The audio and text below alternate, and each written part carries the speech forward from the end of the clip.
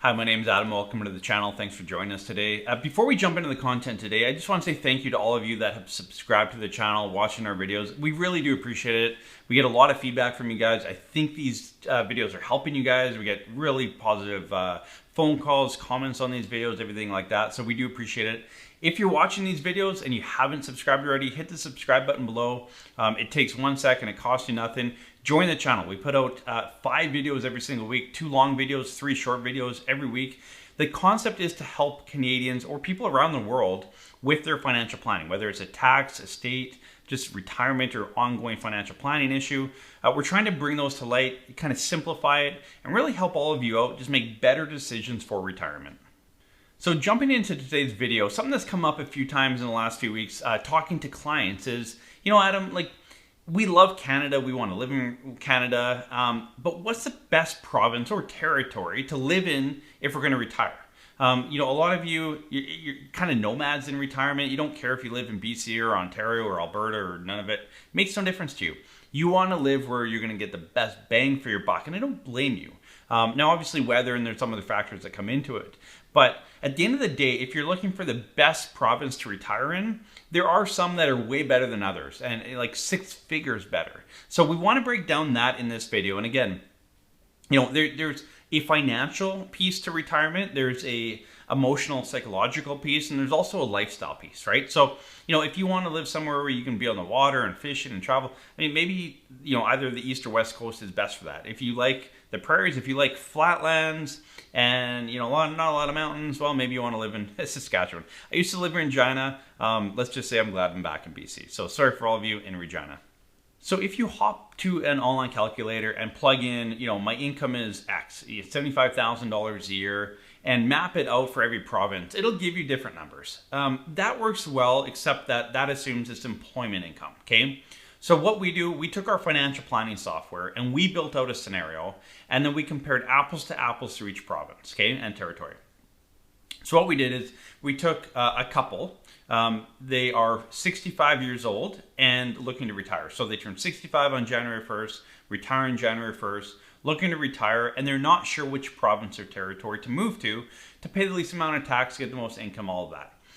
So they each have $300,000 in RSP, so combined $600,000 RSP, and they have $100,000 in TFSA. Okay, so $800,000 of total assets, no defined benefit pension plan, nothing outside of that. So they have the asset, they may have a house or something, but they're just drawing on those assets. 600 of registered assets, 200 of TFSA assets, okay? So that's what we put. We put those parameters into the planning software and ran it out into each province and territory to see what gives us the most income, gives us the most, retirement income. We've mapped it to age 90. So these people, this couple is 65, and we've run it as if they're gonna die when they're 90, okay? Where do we get the most bang for our buck? So the most bang for your buck, and most of you would jump to Alberta, right? Alberta's got the cheapest tax rate, but in reality, it's actually the 3 territories, okay? So the 3 territories, none of it, Northwest Territories and Yukon in that order, will give you the most bang for your buck, okay? None of it will give you income of $70,512 after tax every single year, okay? So this is based on max CPP at 65, OAS, the RSPs and TFSAs. Don't worry about the income so much. The purpose of this video is not to say here's how much income you would have. It's comparing each province to each other or to the territories, okay? Where are you gonna get the best bang for your buck from a tax perspective, okay? We've done a bit of an RSP meltdown. We tried to create as much income as we can, but the reality is for this video, the concept is where are we getting the most income based on the same parameters from plan to plan to plan, okay? So again, none of it gives us $70,512. Northwest Territory is $69,822, and Yukon is $69,730. Okay, so those are your top 3. So if you're willing to move up north, move to the territories, get a bit colder climate, you're going to get more income. Now, you probably have to spend that income on sweaters and heat and all that kind of stuff, but you do get more income. Okay, and we'll put up the chart in a bit here, but at the end of the day, you're paying a lot less tax, and none of it you're going to pay $68,000, just over $68,000 in tax from 65 to 90. So, quite a bit lower, okay? Drastically lower. Your nominal income. So nominal income, what that is how much after-tax money will you receive, adjusted for inflation at 2%, from 65 to 90, okay? So in this scenario, it's 70,512. The following year, it's going to be 2% higher than that, then 2% higher yet. So as we gather all that income after tax from 65 to 90, how much are we going to collect over the years in our pocket after tax? If you lived in Nunavut, you would collect $2.421 million, okay? Now, to put that into perspective, in Manitoba, you're at 2.3 million. So over 100,000, almost 120,000 difference between living in Nunavut and Manitoba. And I don't know which one's better to live in. That's another debate altogether, but that's the financial impact behind that. So I'll throw up the graph here now, but if you take a look, if we get out of the territories, we jump into Alberta. So Alberta's the highest province, 69,715. Just below that's Ontario and BC. Then it drops down Saskatchewan, Newfoundland, Labrador, New Brunswick, Quebec, Nova Scotia, and Manitoba. Now, again, we've mapped out here, so your after-tax income to age 90, your total tax you're going to pay, and as you can see, as your income decreases slightly, the tax increases exponentially. The difference between Alberta and Manitoba is almost double the tax, okay? Huge difference in amount of tax you're going to pay in Manitoba versus Alberta, okay? Again, your income is also higher, right? You're going from 67,000 to almost 70,000 of income. So that's a lot, right? But you're also paying a whole lot less tax, and you're nominal. So the amount of dollars you're going to collect in your pocket to spend, adjusted for inflation, between 65 and 90 in Alberta, 2.394 million versus 2.302 million. That's a lot of money, okay? So being someone that's born and raised in BC, I did live in Regina for a short period of time, but basically spent my whole life in BC here. I look at this chart and think, okay, I could move to Ontario, Alberta, have a little bit more income, not much, but I'm happy here. I love living in BC. I'm okay with the taxes. I'm okay with the income, obviously. It's in the top percentile here. Now, Matthew that works in the office here is from Manitoba. He's actually in Manitoba right now visiting family.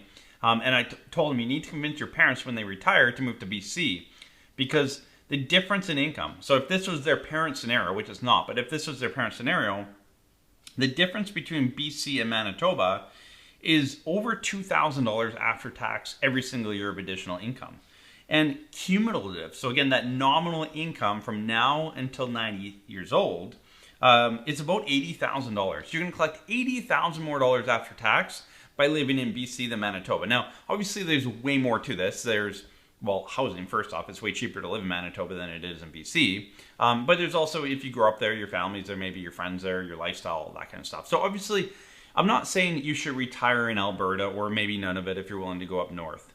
That's not the point of this video. But a lot of you, I talked to someone the other day on the phone that, retired, they sold their place in Toronto, they bought a boat, they're doing this great loop thing, I forget what it is, 4 months or 6 months or something like that. They're going to live on their boat for a long time, and then they're not sure where they're going to live. They might move to Alberta, BC, they might go back to Ontario, they don't know, but they're willing to kind of go wherever it makes the most sense. So running, something like this where you can see where is it actually the cheapest to move to could play a factor for a lot of you. Okay, a lot of you might be retiring in Manitoba and saying, yeah, moving to BC, renting, having a better lifestyle, maybe putting a bit back, maybe it's worth it, right? Again, everyone's situation is going to be a bit different, and there's more factors to where you retire than just the financial. Again, there's the psychological, there's where your family, friends, all that is, right? But if you want to know just strictly what makes the most sense on the financial, if you're sitting there, if you're dangling that carrot, you can move anywhere in Canada, move to Nunavut. If you kind of want to stay in the lower provinces, Alberta, Ontario, BC would be your 3 best options, okay? Again, there's political factors, all that come into it as well, but that's the breakdown. So I was really curious. I had never done this experiment before. It kind of mapped out how I figured. I kind of knew the top 3 outside of the territories would be Alberta, Ontario, and BC. That's what they were. Again, this breaks down, your income splitting, your tax credits, everything like that. So it runs it through a retirement income simulator, not just an employment income simulator. So this is very accurate, gives you the numbers. And again, the difference between Nunavut and Manitoba is close to $120,000 after tax money. So again, where you live in retirement can have a drastic effect on how much cash flow you're going to have for retirement. So keep that in mind. So thanks for joining us in this video. Again, it's a bit of a different video than we typically do, but it's good to run these kind of illustrations and examples once in a while and just see. If you're sitting on the sidelines, you're not sure where to retire, you don't know how to kind of create that plan, give us a shout. We will create a financial plan for you. We'll map it out. The software that we use can put in any province or territory. And we get this question through email a lot is, hey Adam, I'd love for you to put a plan together for me, but I live in Quebec. We get that most often. Can you work with QPP and Quebec tax? Yes, absolutely we can. We can put any province or territory into our software and build it out accordingly. So that's no issue at all. We've also had some people reach out when we put plans together where it's, I live in Quebec and my partner is in Ontario and we're not sure where we want to retire to. We can build that out and do a comparison between the two and just map that out for you. If that's going to help make your decision, we're happy to do that for you, okay? So if you're looking to put a financial plan, whether it's figure out what province or territory to move to, or just we need a better tax strategy. We feel like, hey, we might have enough, we know that, but we know we're paying too much tax, or we don't know if we have enough, or we don't know when we can retire. If there's any cloud around your financial plan, give us a call, book a call with us, or check out our financial planning offerings at parallelwealth.com/planning. We offer fee-for-service financial planning. It's an upfront fee. It's not attached to product or anything else. We take your information, we take your retirement goals, we put it into a plan. We look to maximize income, minimize tax, and give you a clear roadmap on what you need to do in retirement. So if that interests you, again, parallelwealth.com/planning. Happy to help you out there. So thanks for joining us in this video. If you enjoy these videos, hit the thumbs up. It does help get these out to more people. It hits that YouTube algorithm, which is a crazy thing. I always say that, but it does work, and we do appreciate the view. So thank you so much. We'll see you in the next video.